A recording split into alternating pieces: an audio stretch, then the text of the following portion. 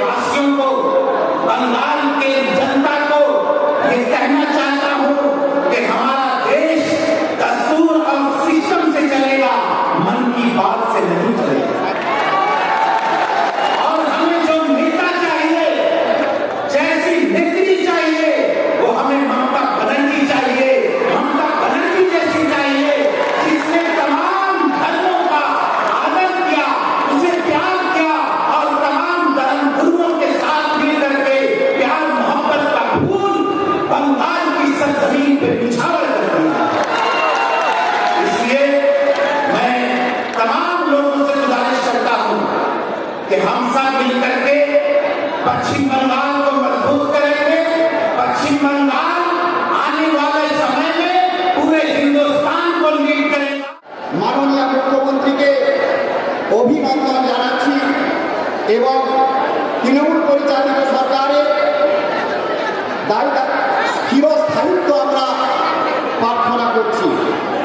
আমাদের প্রিয় মুখ্যমন্ত্রী এবং অন্যান্য বরেণ্য নেতৃবৃন্দ দীর্ঘ জীবন লাভ করুন। সর্বে ভবন্তু সুখিনঃ, সর্বে সন্তু নিরাময়াঃ, সর্বে ভদ্রাণি পশ্যন্তু, মা কশ্চিৎ দুঃখভাগ্ ভবেৎ। একটা কথা বলার জন্য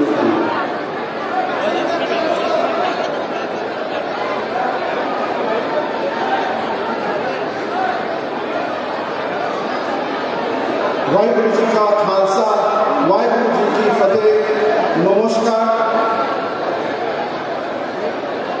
माननीय मुख्यमंत्री हमारे अनेकগুলো প্রিয় নেতা ফিরহাদ হাকিম, ববিদা, অরূপদা, দেবাদাস সবাই আছেন এখানে।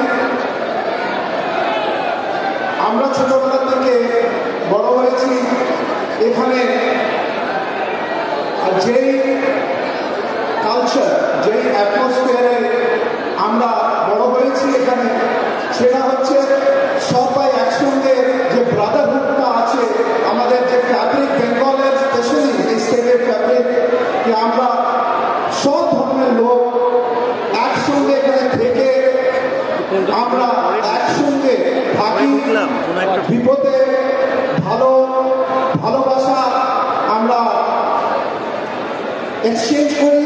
আমাদের ইন্টারফেথ ফাউন্ডেশন আছে, ইউনাইটেড ইন্টারফেথ ফাউন্ডেশন, যেখানে সব ধর্মগুলো আমরা সবাই একসঙ্গে আছি। আজকে খুব ভালো লাগছে যে এরকম একটা